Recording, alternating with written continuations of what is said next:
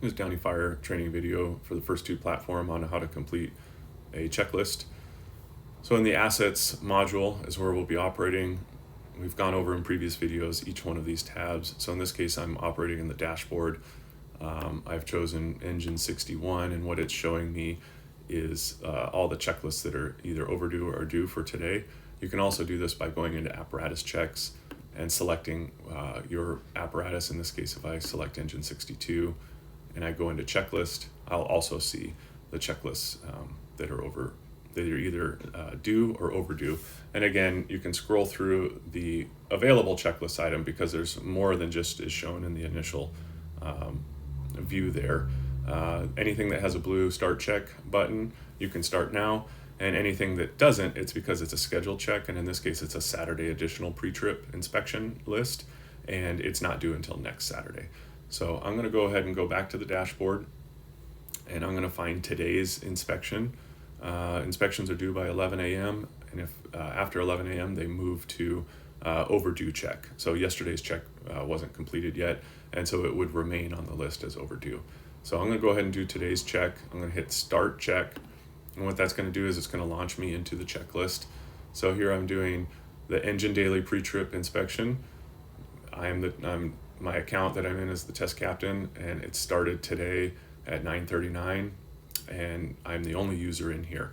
Now, multiple users can join the same checklist, and if somebody joins the checklist, and I'll explain that a little bit later on, but multiple people can be operating in the same checklist so that a firefighter could be checking the SCBAs, and if they hop into the same checklist while you're in it, you'll see them join.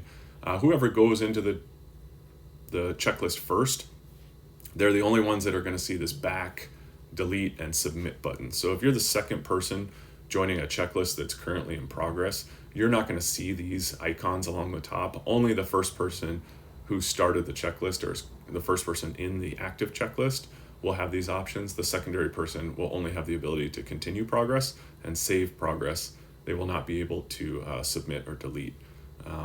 Anytime you're leaving a checklist, it's important to press this back button. What back button does is it saves your current work and then takes you out of the checklist so that the checklist is paused for somebody else to come back in or yourself to come back in. Let's say you get an emergency response and you press back, it's going to save your work, and then you can come back into the checklist to continue it and not lose your progress. If you hit delete, then obviously it's going to delete the checklist and delete your progress, and it won't give any indication that the checklist had been started in the first place. And then finally, once you're completely finished with the checklist, you're going to hit the submit button. You cannot hit submit until all of the items in the checklist have been addressed. And so we'll go through and we'll do this checklist real quick together and then submit it, and I'll show you that process here in a little bit.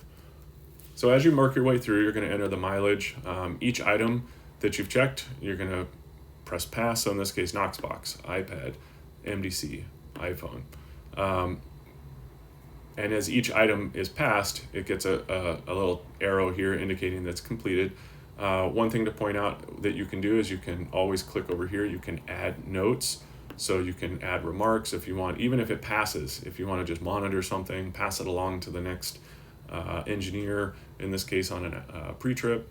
You can also add any images or take a photo of an area of concern or something that you just want to document, but it doesn't necessarily fail the pre-trip inspection. And so you can do that, add photos or add items on anything, even if it's a passing item. In this case, if we go to do our portable radio check, and there should be 5 on the engine, and I fail that, as soon as I hit fail, it's going to automatically launch a 407 form. In the first due platform, for 407 forms are called work orders. So it's a little bit of a different language, but it's the same principle. So if I click fail, it's automatically going to launch a work order for the radios. And because it's associated to radios, you'll only have a radio drop-down choice.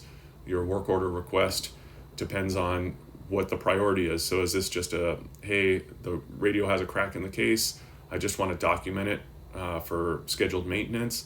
Is it a repair request and the radio is out of service? Or it's still in service, but hey, it needs to be addressed like ASAP, and that's dependent on by the user's input. But in this case, I'll say it's a cracked case, repair needed ASAP, but it's still in service. That's the important This is in service. If it's just for PM, it's in service but needs repair ASAP, or it's out of service, and out of service is obviously a high priority item. In this case, it's being submitted by me, the test captain. It's automatically going to default to the team, the radio team, so you don't need to do anything there. It's assigned to your apparatus. The summary is going to be, broken case, and this is the description. This is going to be a test, so we know it's not actual. If I click here, I can take a photo of the damage to the radio. This is really helpful for the program managers if you take a photo to document whatever you're trying to describe, so that so the program managers have a better idea of what's going on. In this case, you would create it, and then now we have a created 407 while we're doing our pre-trip, and it's already done. You don't have to go get a separate piece of paper or go log it anywhere else. It's already completed, so that when we submit this pre-trip inspection, that 407 is going to go straight to that program manager. So in this case, it's the radios, but it might be a brake failure. It might be some other equipment failure, and it's all been designed to route to that program manager for notification.